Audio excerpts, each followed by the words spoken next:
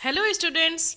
मैं हूं रुचिका और आज हम पढ़ेंगे क्लास 10th इंग्लिश सप्लीमेंट्री का चैप्टर 8 जिसका नाम है भोली। और किसने लिखा है इसे? के अब्बास ने। ओके स्टूडेंट्स, भोली है यानी आप लोगों को समझ आ रहा होगा ये स्टोरी किसी भोली सी लड़की के बारे में है। तो आप बिल्कुल सही सोच रहे हो। ये एक स्टोरी है एक लड़की के बारे में जिसका नाम सुलेखा होता है।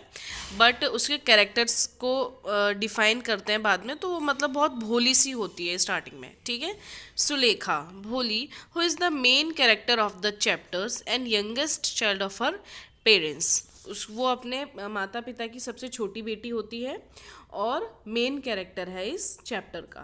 रामलाल जो कि भोली जो लड़की सुलेखा होती है उसका फादर है। मदर है इस स्टोरी में राधा है, एल्डर सिस्टर ऑफ भोली।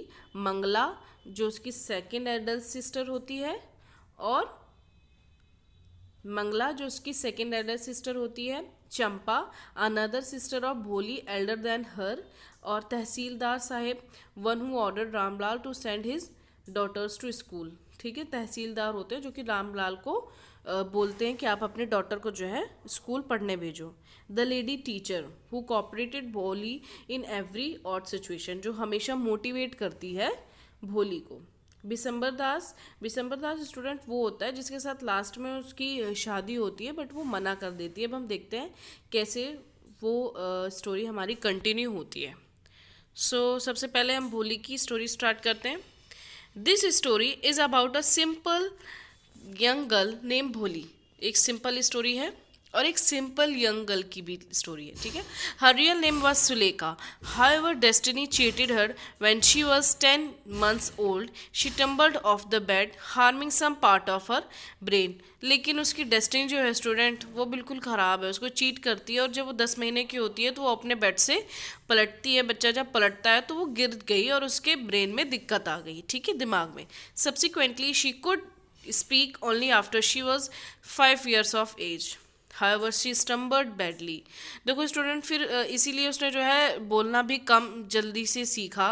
मतलब बच्चे 2 साल तक या 2.5 साल तक बोलने लगते हैं, बट वो 5 ईयर तक हो गई तब वो धीरे धीरे बोलना सीखी। और जब बोली तो वो हकलाती थी थोड़ा सा। ठीक है, later on when she was 2 years old she had an assault of some small pox that attacked her with clear spots on the entire body. फिर डेस्टिनी उसके बाद क्या हुई, जब वो 2 साल की थी तो उसको जो है एक स्मॉल पॉक्स अटैक आया था, जो स्टूडेंट छोटे छोटे से स्पॉट्स उसके पूरे बॉडी में पड़ गए including face. The other kids frequently ridiculated her और इमिटेटेड हर। और जो दूसरे बच्चे रहते थे वो स्टूडेंट हमेशा उसको चिढ़ाते रहते थे कि वो ऐसी है, भोली है। In this manner she talked about practically nothing. और इस तरह अगर उसको देखा जाए तो बिल्कुल नथिंग के बराबर ही बोलती थी, बहुत कम बोलती थी। Ramlal had 7 kids in all. Ramlal यानी उसके पिता के 7 बच्चे थे। 3 चिल्ड्रंस एंड 4 लिटिल गर्ल्स। 3 लड़के थे और 4 लड़कियां थी, जिसमें से जो 3 लड़के जो थे वो चले गए थे शहर कमाने, और बाकी की 3 लड़कियों की शादी हो गई थी। और लड़की जो उनकी सबसे आखिरी लड़की थी वो थी भोली जो कि यंगेस्ट थी। All others were healthy and strong with the come exception of भोली। बस एक भोली के अलावा सारे हेल्दी और स्ट्रॉन्ग थे, जैसे एज नॉर्मल बच्चे होते हैं। भोली was 7 years old of age when a primary school opened in their village. देखो बच्चों, जब वो 7 साल की थी तो एक प्राइमरी स्कूल उसके गांव में खुला था। The tehsildar come to play out the opening service of the school. जब उसकी ओपनिंग हुई तो तहसीलदार आया था उसकी ओपनिंग करने। He revealed to Ramlal that as a revenue official, वो एक रेवेन्यू ऑफिशियल था। कौन? रामलाल एक गवर्नमेंट के था। As a representative of the village, उसे और रिप्रेजेंटेटिव था, एक बोलते नहीं प्रधान टाइप का।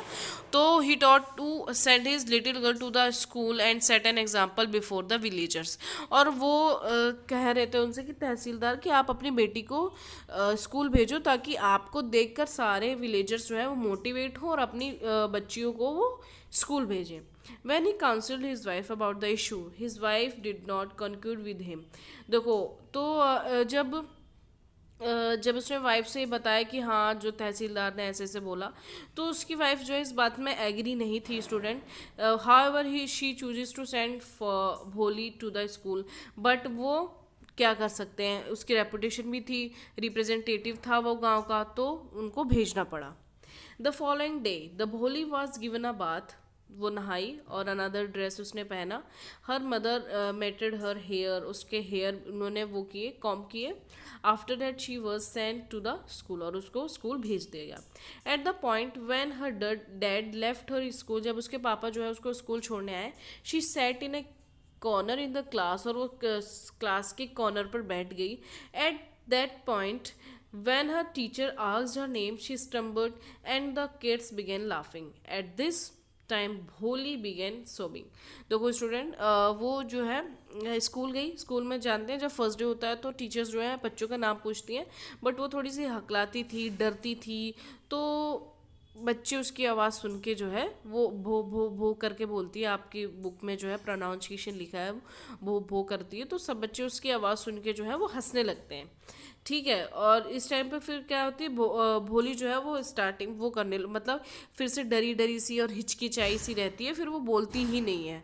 देन जब सब चले जाते हैं तब वो बोलती है। अब देखते हैं, but the teachers voice was delicate and mitigating, और उसकी जो टीचर की वॉइस थी ना वो बहुत डेलिकेट थी स्टूडेंट। वो उनकी जानती थी ये दिक्कत में है, तो वो उसको मतलब ह्यूमिलेट नहीं कर रही थी, परेशान नहीं कर रही थी।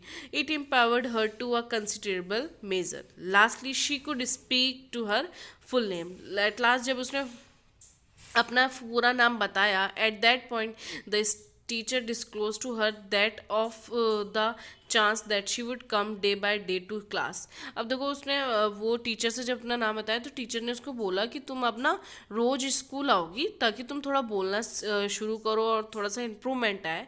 She would talk without a stammer. One day she would turn into the most educated young lady in the town. और देखो स्टूडेंट, उसमें इतना चेंज आया, इतना अच्छा चेंज आया, वो जो है अब जब बड़ी हुई तो वो बिना रुके बोल रही थी, और वो सबसे एजुकेटेड यंग लेडी थी अपने पूरे टाउन में, क्योंकि टाउन का भी तो डेवलपमेंट हुआ, विलेज एक टाउन बन गया है, तो बच्ची बड़ी हुई है, तो ऑब्वियस सी बात है काफ़ी साल लगे होंगे। Then nobody will set out to the snicker at her. At that point they will hear her out deliberately. देखो स्टूडेंट, अब जो है उसके ऊपर कोई भी ऐसा कोई मजाक नहीं छोड़ता, और सब उसकी बात जो है बड़े ध्यान से सुनते हैं, क्योंकि वो पढ़ी लिखी है स्टूडेंट, तो ऑब्वियस सी बात है कि सब उसकी बात ध्यान से सुनेंगे। At long time past the village presently transform into the residential town. जो मैंने बताया कि टाइम पास हुआ, एक विलेज जो है वो टाउन बन गया।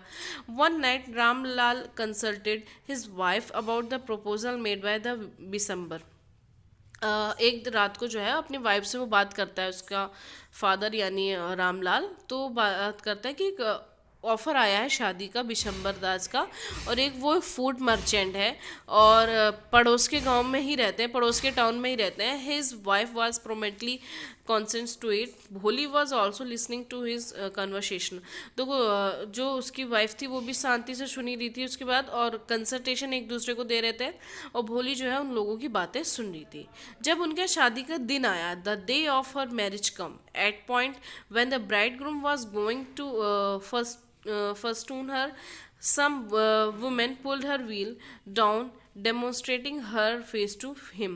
अब देखो स्टूडेंट, क्या होता है जब शादी हुई, जब दूल्हे के आगे उन लोगों ने मतलब वो आई, भोली आई, तो उसका फेस ढका था, तो किसी ने उसका घूंघट जो है वो खींचा ताकि इसका फेस दिखे।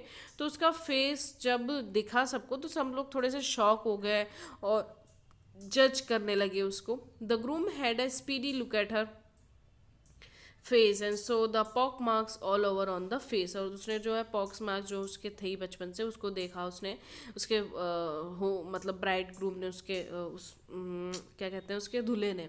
Eight this he demanded that the Ramlal give 5,000 rupees as share with the end goal to wed that ugly young lady. और वो फिर वो करता है, जो वो ग्रूम होता है वो बोलता है कि तुम मुझे 5,000 रुपये दो, उसके फादर से डिमांड करता है, तभी मैं तुम्हारी इस लड़की से शादी करूँगा, क्योंकि वो बिल्कुल अगली थी, वो एक तरह से दहेज मांग रहा था या फिर बोलते हैं बिजनेस टाइप का वो कर रहा था।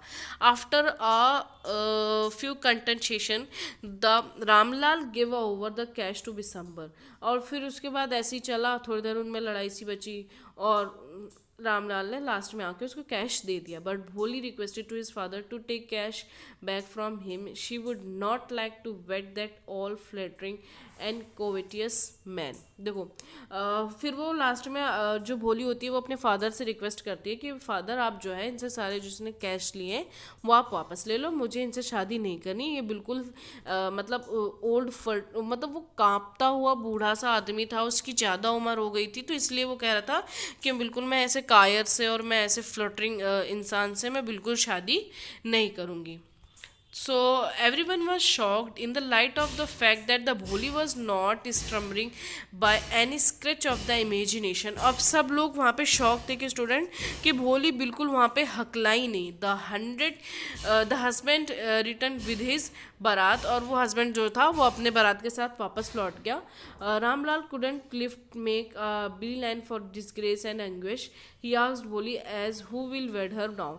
अब जो है वो इस चीज़ का अपमान को सह नहीं पाया और वो बोलता है भोली से कि अब तुमसे शादी कौन करेगा, तुम्हारा फेस भी ऐसा है और तुम मेरी बेटी हो, तो आई हैव रिस्पॉन्सिबिलिटी कि तुमको शादी करा देनी चाहिए तुम्हारी।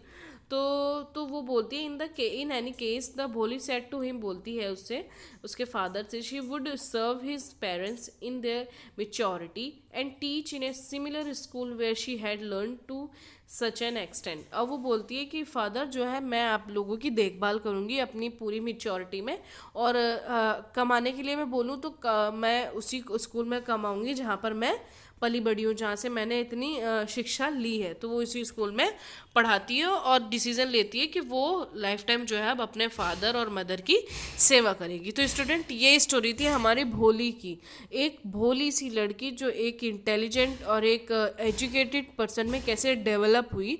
तो ये हमारी स्टोरी थी। आई होप कि आप लोगों को समझ आई होगी। Thank you students, have a great day.